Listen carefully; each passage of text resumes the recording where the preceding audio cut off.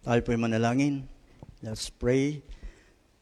Ama, ang pangunawa po sa iyong mga salita, ang ibigay mo po sa amin. Holy Spirit, manguna ka po sa amin.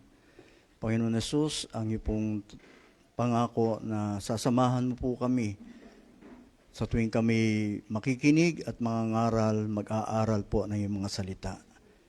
Higit ka po naming makilala at malaman pa po namin ang kalooban mo sa aming buhay bilang iyong pong mga anak at paano po namin pakikitunguhan ang bawat isa, lalo na po ang iyong tagubiling sa amin na kami po ay tagapamahala o tagapag-ingat ng aming mga kapatiran. Pangunahan po kami, O Diyos, sa pamamagitan ng iyong banal na Espiritu. Patuloy kami linisin at patawarin, pakabanalin. In Jesus' name, Amen. Palakpakan natin ang Panginoon. Good morning po sa ating lahat. Medyo malakas ang ulan at mabuti naman kahit malakas ang ulan, narito kayo. Sabihin niyo ulit sa katabi niyo, congrats. Nagtagumpay ka ngayong umaga. Kahit bumabagyo. O yung iba, nasa nasa online.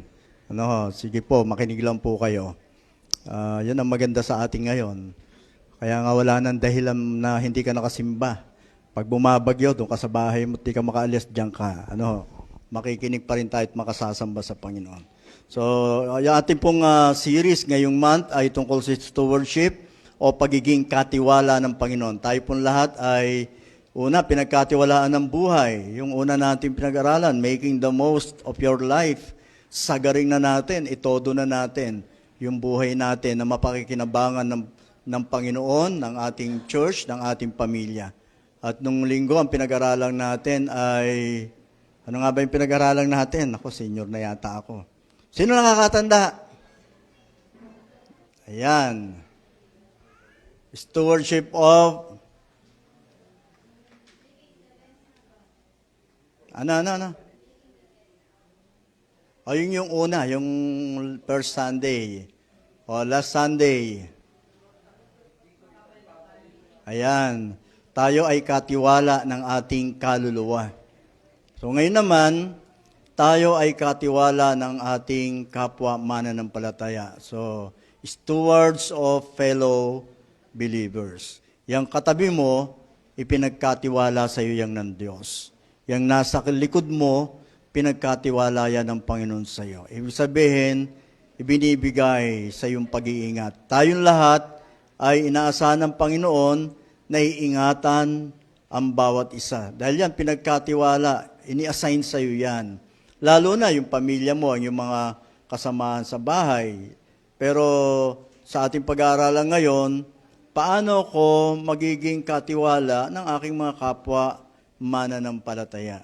So yung binasa natin kanina, i-focus natin doon sa verse 9. Nung tinanong ng Panginoon si Cain, where is your brother Abel? Sabi ng Diyos. Sabi ni Cain, sabi ng Panginoon, where is Abel your brother? He said, I do not know. Am I my brother's keeper? Sa Tagalog, tinanong ni Yahweh si Cain, nasaan ang kapatid mong si Abel? Sumagot siya, hindi ko alam. Bakit? Ako ba'y tagapag-alaga ng aking kapatid? Yung tanong niya, Ako ba'y tagapag-alaga ng aking kapatid? Tingnan nyo, hindi pala nakalagay sa kanyang isipan na responsibility niya yung kanyang kapatid na si Abel. Kaya anong nangyari? Pinatay niya to. Alam naman natin ang nangyari dyan kay Cain at kay Abel. Ngayon, ang unang kasalanan na ginawa ng tao ay ang pagpatay, murder. Kaya huwag kayong magtataka kung ngayon maraming patayan kasi yan na po yung simula pa lang. Huwag ho kayong magtaka kung bakit hindi natatapos ang gera sa Iran. Hanggang ngayon, bukas daw tataas ang gasolina, madadagdagan ng 10 piso. So, uminom na kayo ng marami. Bawiin nyo na. Kaya kahapon, may nagdala doon sa gasoline station dyan sa tapat. May dala-dala siyang malaking container. Sabi ko, pwede bang bumili ng ilalagay dyan? Sabi ko doon sa naggagasolina, gasoline boy. Opo, basta ho ganyang klaseng lalagyan. Meron pa parang required na lalagyan yon. Gusto ko sanang bumili na ng mga 10,000 gasolina eh. Kasi bukas o makamalawa, dadagdagan ng 10 yung gasolina. Ina-announce sa news. Kasi nagalit na naman si Trump doon sa Iran. Yung Iran ayaw na namang makipag-negotiate. So yun, nagpupulbusan silang dalawa. Sabi ko, wag na kayo magtaka kung lagi may gera. Aapat pa nga lang ang tao sa mundo eh. Nagpatayan na, aapat pa lang yun. Actually, yun ang tinatawag na the First World War. Kasi aapat sila, nagpatayan pa. Ngayon, bakit nagkaganon? Kasi, eto, isipan pala ni Cain. Hindi ko, wala akong pananagutan dyan. Sino ba yan? Nilagay niyo ba ako para hindi niya nakita meron siyang maiaambag, maitutulong, at may magagawa siyang maganda sa kanyang kapwa. Dalawa lang naman sila. Pero hindi pala ganun ang isip niya. Ang isip niya, ala siyang pakialam doon. Okay. Paano tayo magiging tagapag-ingat ng ating mga kapatid sa pananampalataya? Mayroong 4 ways. Mayroong 4 na paraan. Paano ko iingatan itong mga narito? Ang gaganda pa naman at ang popogi pa naman. Ang sisipag pa naman. Paano ko makakatulong dito kay brother, kay sister? Tayong lahat, bawat isa, makakaambag kayo. Lalo na sa paglago ng pananampalataya ng bawat kapatiran. Unang hakbang, unang paraan. Teka, bago nga pala tayo magpatuloy, yung pong may hawak ng sermon note natin, yung sermon notes natin,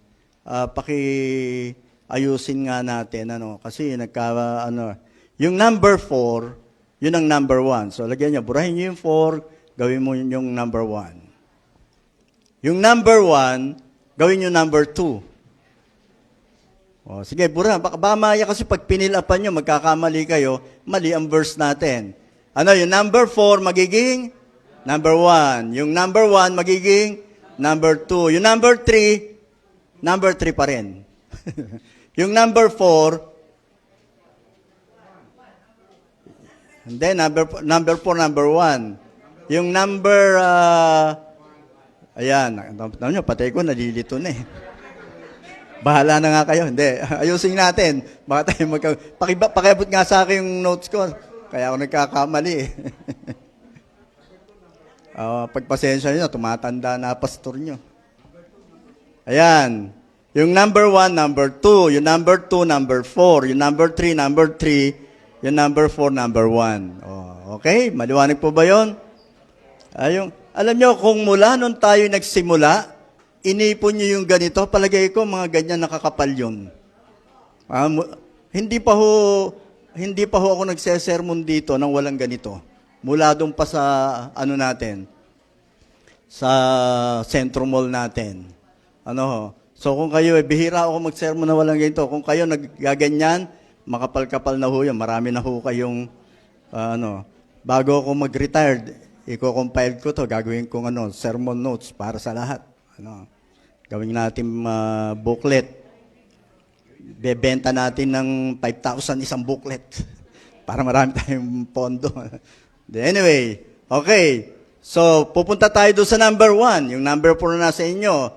Ang una ay pray for one another. Yan ang pinakamadali. The simplest way na magagawa nyo para maging tagapag-ingat kayo o steward ng ating kapwa mananampalataya, ipanalangin sila. Ipag-pray sila.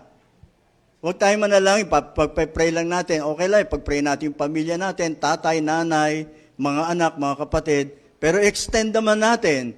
Isama natin yung mga kapatiran dito. Kilala nyo ba kung sino sa ating ang may sakit na dapat na ipapanalangin natin?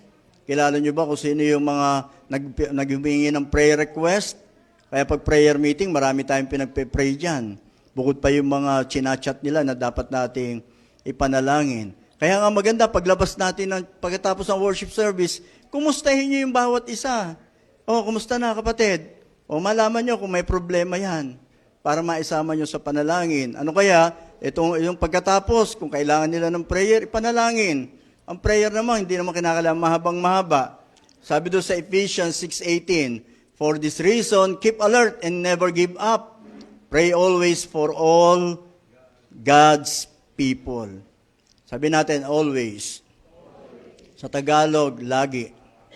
So, lagi nating ipanalangin ang ating kapwa mananampalataya, yung mga lingkod, mga tao ng Diyos. Baka meron na diyang gustong bumigay. Kung ipapanalangin mo yon, namamagitan ng Diyos sa Kanya. Alam niyo po bang ang prayer, nararamdaman? Ito, isang beses, ganito, pag nagpe-pray kayo, ayan ano ba tawag dito? Open yung isip nyo. Tahimik muna. Lord, paalala mo sa akin, sino po ipagpe-pray ko ngayon? Ako, ang dami-dami niya, no? Naalala nyo si Kuya Boyet. Boyet, oy, panalangin nyo. O naalala nyo yung si Sister Larry. Ayan, panalangin nyo. Isang beses ako nagpe-pray. Nananalangin ako ng umaga. Bigla may pinaalala sa akin, ng Lord. Mag-asawang kapatid natin, pero hindi dito, nasa ibang bansa. Pinaalala sa akin. Tapos ginawa ko, pinapray ko sila nung moment na yon. Tapos po, tinext ko, minessage ko, naalala ko po kayo, pinaalala kayo ng Panginoon sa akin nung ako'y nagpe-pray. Pero sabi nila, okay lang po kami, Pastor. Kumusta na po kayo? Okay lang po kami, Pastor. And then, nalaman ko, meron pala silang problema. So, ganun ang, pag pinaalala sa atin ng Lord, ipanalangin nyo, kahit hindi nyo alam kung ipapanalangin sa atin, hindi nyo alam kung meso, basta sabihin nyo, Lord, saan man siya naroon, ano man ang sitwasyon niya, tinataas ko po sa iyo, gumawa po kayo sa kanyang buhay. Yung isang paraan, ipanalangin ang ating mga kapatid. Therefore, sabi doon sa James 5:16, confess your sins to one another and pray for one another that you may be healed. Nakapagpapagaling pala yun. Anong nagpagpapagaling? O lalo na, sabi nga ng Panginoon ipanalangin mo yung kaaway mo. Baka pag nagpe-pray ka, sumisingit yung kaaway mo dito sa church. O kaaway mo, kapitbahay mo. O kaaway mo doon sa school nyo. So pray for one another, pray for your enemy. So ipanalangin natin. Alam nyo, ang unang mai-healed tayo. Yung galit mo, yung sama ng loob mo, nawawala yon. Habang pinagpe-pray mo siya, mapapalit doon, awa. Papalit doon, habag. Kaya nga ang isang step, kung meron kang hindi kasundo, kung meron kang kinaiinisan, kung meron kang kinasasama ng loob, ang unang gawin mo, ipanalangin sila. Parang tumahimik na naman kayo, yun yung maniwala. Totoo yun. Totoo po yun. Panalangin nyo sila. Ang hirap siyata, mamaya may babasahin tayo. Anong pagpe-pray natin? Sabi dito, and so from the day we heard, we have not ceased to pray for you. Sabi ni Paul sa mga taga-Colossians, asking that you may be filled with the knowledge of His will in all spiritual wisdom and understanding. Alam nyo, nung binabasa ko, oo nga naman. Minsan, ang isang problema lang naman kasi sa mga tao, lalo na sa mga mananampalataya, kaya nagkakaroon ng problema, mga karamihan dyan, wrong decisions. Sabihin nga natin, wrong decisions. Yung maling pagpapasya.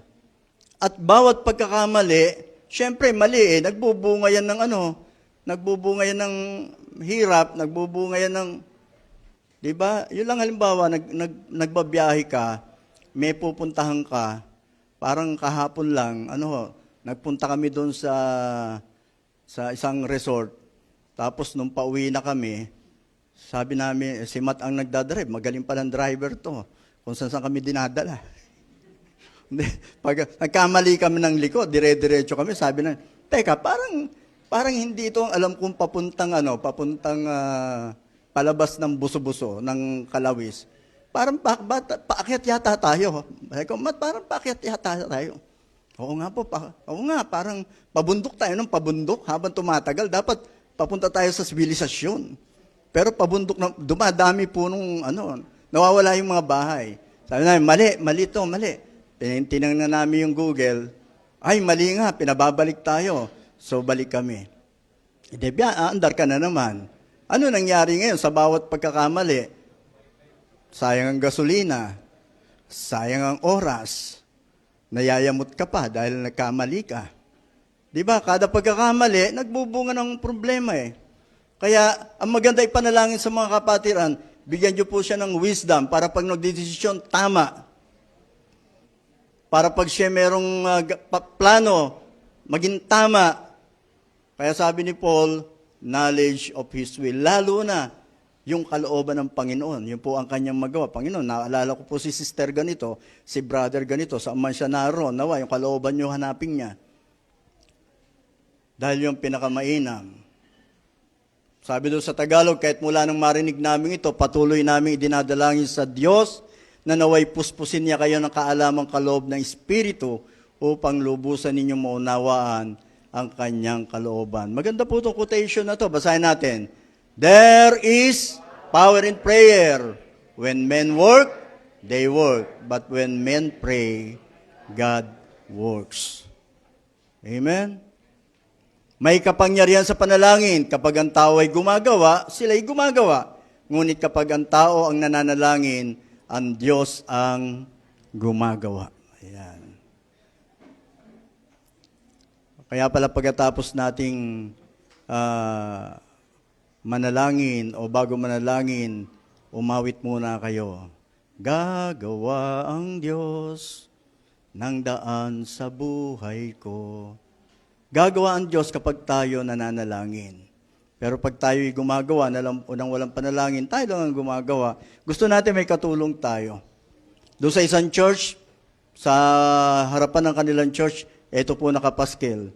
Sa ibang church kasi, lalo nung panahon na bago pa lang nauuso yung air condition, pinagmamalaki ng bawat church yan. Kaya nakasulat, this place is air conditioned. Natandaan ko pa yun, naalala ko nung bata pa ako kapag ang sinihan, air condition, nakasulat yun. Kasi may sinihan talagang walang aircon eh. Sino umabot ng sinihan na walang aircon? Umamin na kayo, na magkakasing edad lang tayo rito. Kuya Ramon, di ka ba umabot sa walang aircon? Pambihira naman. Yung pagpasok mo sa sinihan, may dala kang pamaypay kasi mainit. Sa mga similihan sa probinsya, wala pang aircon eh. Kaya nung mauso yung aircon, nilalagay nila sa harapan yan. Air conditioned. Ayun. Sa church, eto nilagay nila. Our church is prayer conditioned. Di ba maganda yon?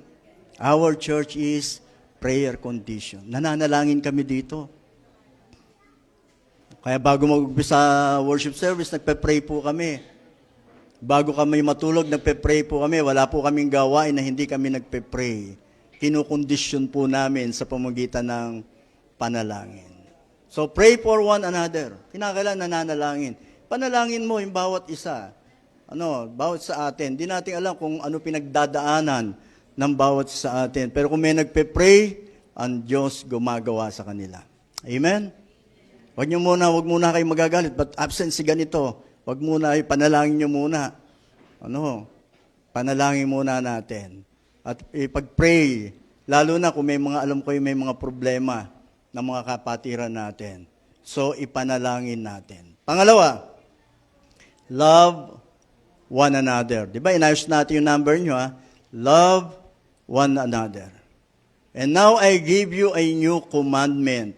Love one another. Sabi ng Panginoon Yesus, bakit nyo? Dati na yung love. Sabi doon sa Ten Commandments, ibigin mo ang iyong kapwa gaya ng pag-ibig mo sa iyong sarili. Bakit ito naging bago? Sabi ni Jesus, bagong utos binibigay ko sa inyo. Paano nga ba naging bago to? May karugtong kasi yan eh. And now I give you a new commandment. Love one another as I have loved you. So you must love one another. If you have love for one another, then everyone will know that you are my disciples. Sa Tagalog, isang bagong utos, sabihin nga natin bago. Ang ibinibigay ko sa inyo ngayon, magmahalan kayo. Kung paano ko kayo minahal, gayon din naman, magmahalan kayo. Tapos, kung kayo nagmamahalan sa isa't isa, makikilala ng lahat na kayo yung mga alagad ko. So ano binagbago niyan? Bakit sinabi ni Jesus bago? Ano natatandaan niyo yun sa Old Testament? Ibigin mo yung kapwa gaya ng pag-ibig mo sa iyong sarili. Anong batayan ng pag-ibig mo sa iyong kapwa? Sarili mo. Kung paano minamahal ang sarili mo, ganun mo mamahalin ang kapwa mo. Ano? Ngayon bago. Bakit naging bago? Kung paano minamahal ni Jesus, ikaw, ganun mo mamahalin ang kapwa mo. So nag-iba yung batayan, nag-iba yung standard, nag-iba yung pagmumulan. Reason. Pangalawa, yung reason. Paano magmamahal? Paano ka minamahal ni Jesus, ganun mo rin mamahalin ang kapwa mo. So kung si Jesus, ang Diyos, pinatawad ka ng maraming beses, patawarin mo rin yung kapwa mo. Pastor, hindi ko na talaga kaya, hindi ko na mapagpasensya, napupuno na ako dito sa asawa ko. Napupuno na ako dito sa anak ko. Parang si Jesus, wala naman ako narinig na, ano kaya sabihin sa iyo ni Jesus? Oy, Emma, napupuno na ako sa iyo. Ano kaya sabihin ng Panginoon, napupuno na ako sa iyo. Dami nating mga pinaggagawa, napupuno na ako sa iyo. Pero ang Panginoon laging nagpapatawad. Sabi ng Panginoon Jesus, ganung mo mahalin ang iyong mga kapatiran kung paanong ikaw ay minamahal ko. Ano? Kung paano ka pinagtsatsagaan ng Diyos. Alam niyo po ba na isa sa dahilan kung bakit naintindihan ko ang tao, sabihin ko sa sarili, Panginoon, pagtsatsagaan ko ba itong taon to? Alam niyo, dumadating sa akin Sabi ng Panginoon, ikaw nga, pinagtsatsagaan kita. Kaya pag mayroong nagre-reklamo sa akin, Pastor, si sister, si brother, ganito, ganyan. Pagtsagaan mo lang. Bakit po? Ganun ka, pinagtsatsagain ka rin naman ng Panginoon, di ba? Pare-pareho tayong pinagtsatsagaan ng Lord. Pagpasensya mo lang. Bakit po? Ilang beses ka rin naman pinagpasensya ng Diyos, ng Panginoon. Ibig sabihin, pagbabasihan mo ngayon, kung paano ka minamahal ng Panginoon Jesus, kaya bago.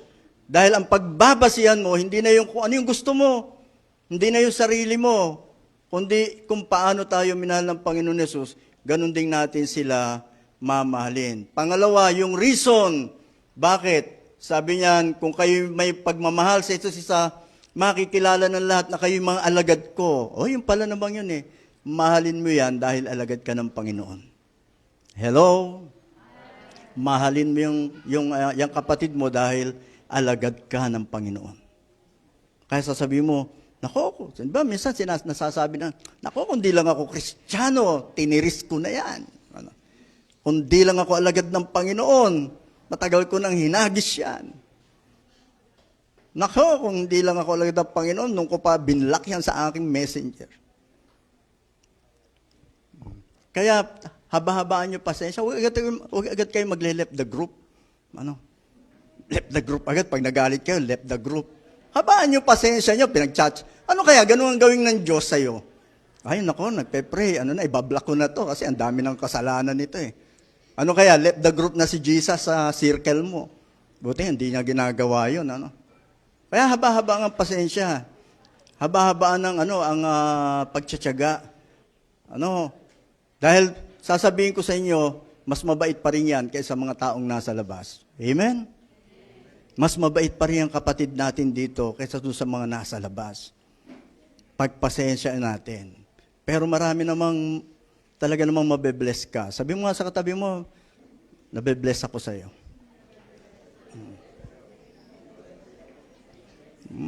Iba naman sumagot, we? Pambiha, huwag kayo sasagot ng gano'n, we? Totoo yun. Lalo kung lilibre mo ako sa lunch, ma'am.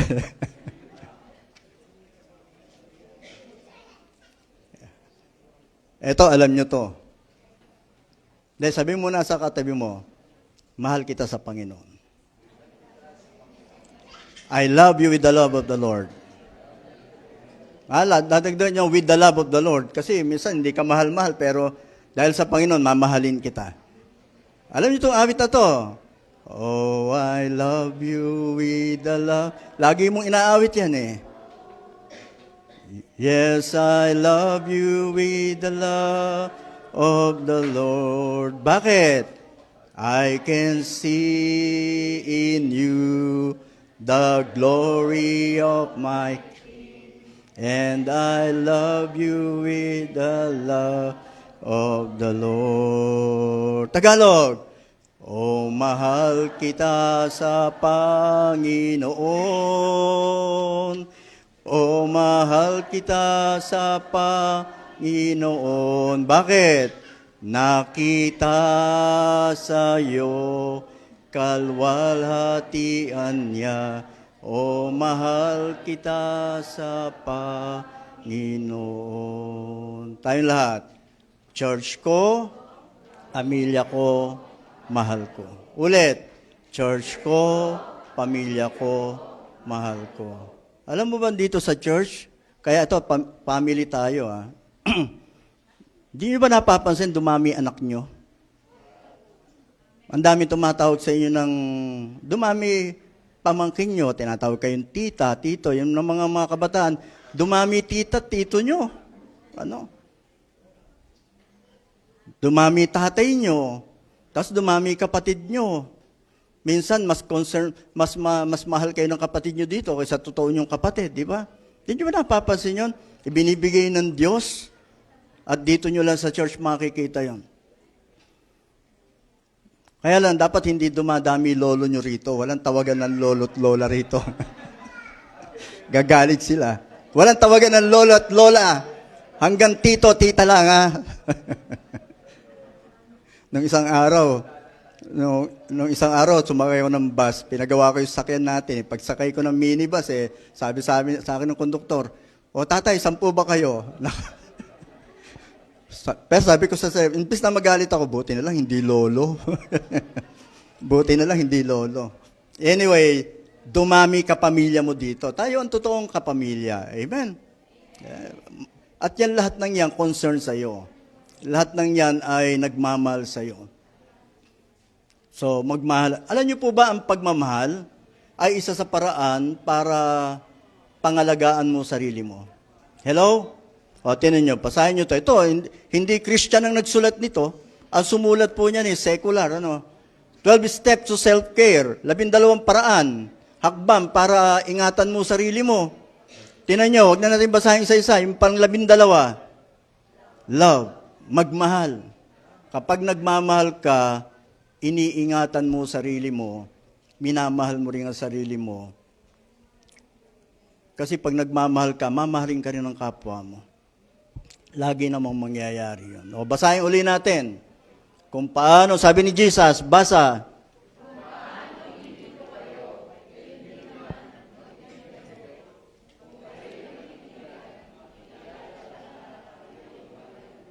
Ayan, ibigin mo yung kapwa mo, mananampalataya, kung paanong iniibig ka ng Diyos.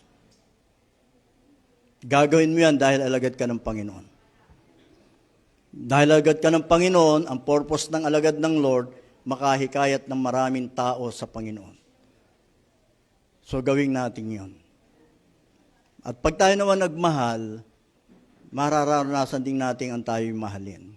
Amen? Pangatlo, carry one another's burden. Sabi do sa Galatians 6:2, sa Tagalog, magdalahan kayo ng pasanin ng bawat isa.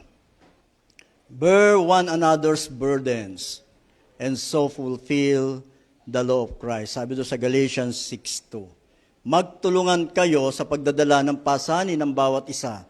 Sa gayong paraan ay matutupad ninyo ang utos ni Kristo. Ang isa sa pagtupad sa utos ng Panginoon, pag pala nagdadalahan tayo ng pasanin, pag tinutulungan natin ang ating kapwa mananampalataya, natutupad mo ang utos ng Panginoon. Ano yung utos? Love one another, di ba? Ibigin mo, mag-ibigan kayo. Magtulungan kayo.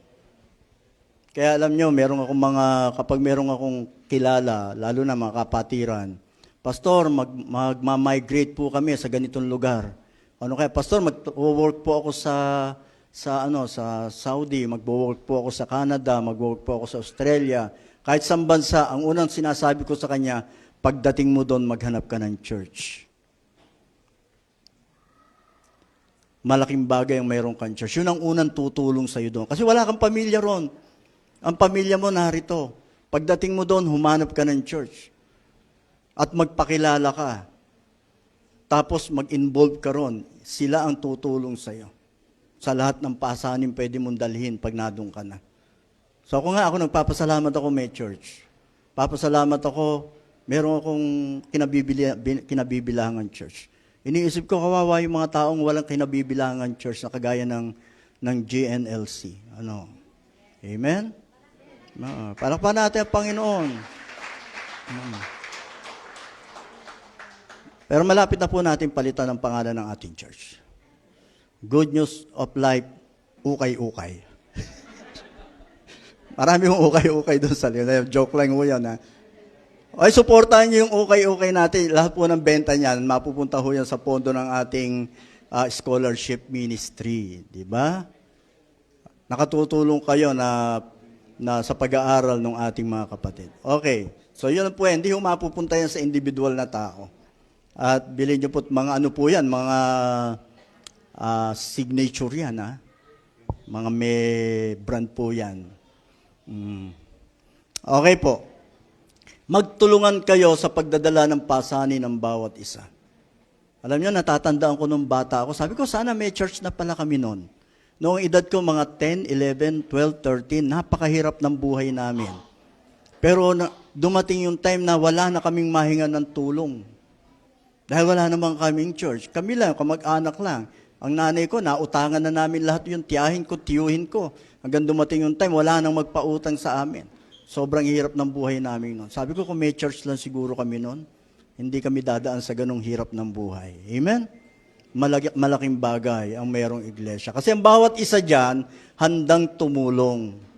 Amen? Handa ba tayong tumulong? Amen. Pagpasok niyo sa church, wag lang yung paano kaya ako makakahingi ng tulong, kundi paano kaya ako makatutulong. Diba? Paano ako magiging gamit ng Panginoon para makatulong? Kasi maganda yung tumutulong. Tingnan nyo to. When we all help one another, everybody wins. Lahat nagtatagumpay. Nakatapos sila ng pag-aaral dahil natulungan. Napagtagumpay nila yung kanilang struggle sa buhay dahil may tumulong sa kanila. At ito pa ang katangian ng tumutulong. He climbs highest who helps another. Ano ibig sabihin?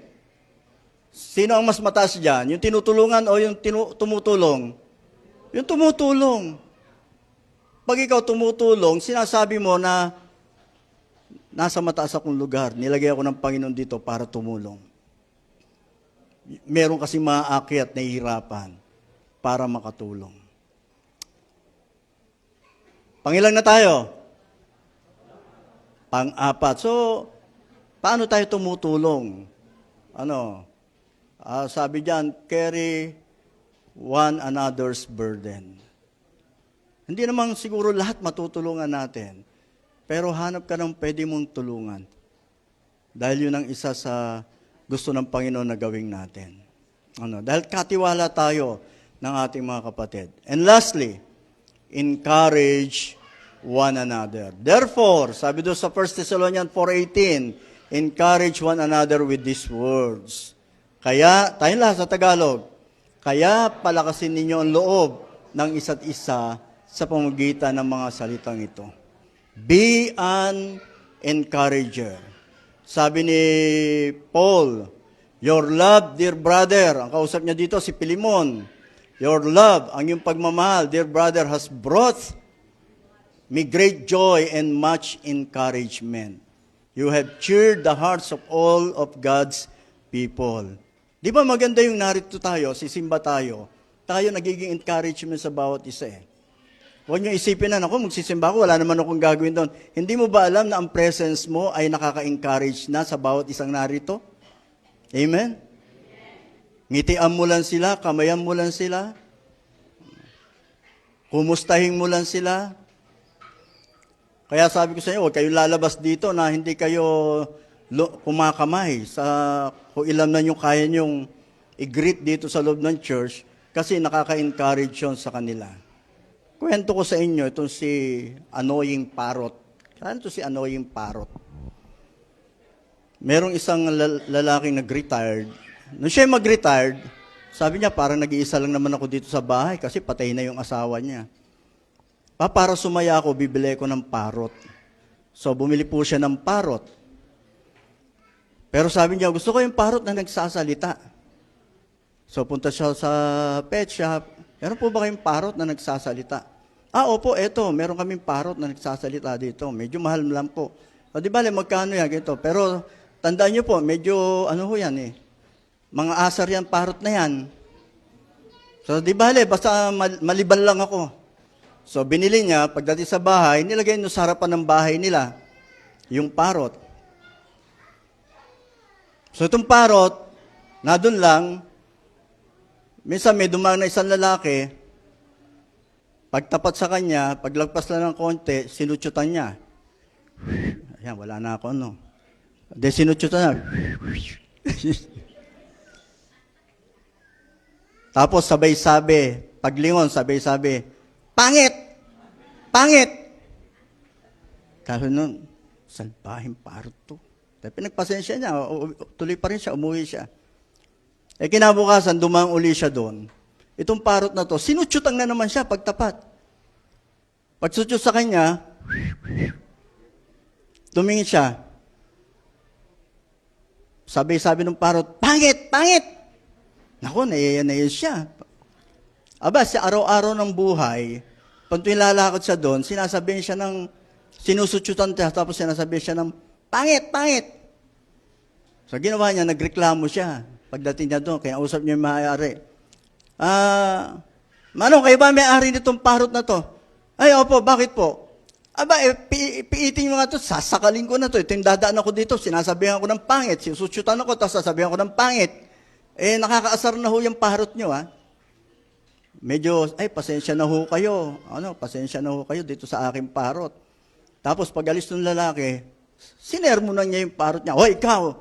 Huwag mo nang gagawin yun. Nakakahiya yung ginagawa. Ba't mo sinasabihan ng pangit? Pag sinabihan mo pa siya ng pangit, hindi kita pakakainin. Sabi ng parrot, opo. Sumasagot pala, no? Ayan. Kung magsasalita ng pangit, masama yun. Kaya kinabukasan, dumaan na naman yung lalaki. Pagdaan ng lalaki, sabi ng parrot, paglingon niya, ano, bakit? Sabi ng parrot, alam mo na yon. Alam mo na yon. Alam mo na yon. Talagang hindi makakalito yan, no? Magsalita tayo ng nakaka-encourage. Baka mamaya sutyutan nyo nung si Matt. Sabi nyo, bakit? Alam mo na yon. Alam mo na yun. Alam niyo po bang ang kailangan ng ating bansa, ng ating pamilya, ng ating church, bawat organization, kailangan ng magaling na encourager? Sabi nga kokonti daw yung ganun tao. Pero pag merong ganun tao, ang laking bagay. Sa pamilya, malaking bagay yan. Pag lahat ay nadidiscourage niya, merong isang magsasalita para ma-encourage. Sisigla, lalakas. Sa church, ganun din. Kapag pinanghihinaan na ng loob, merong isang magsasalita, palalakasin ng loob, malaking bagay yon. Yan ang nagiging dahilan kaya nagpapatuloy ang maraming tao. So sa church, sabi ng Biblia, encourage one another. Ang dami kasing nakaka-discourage ng pangyayari. Paggising mo pala ng umaga, pagbukas mo ng radyo, puro sari-saring balita na yan, kung ano pinaggagawa na nasa pamahalaan, nakaka-discourage. Kaya kailangan natin ng mga mag-encourage. Amen? Ang dami kasing dinadaanan ng tao.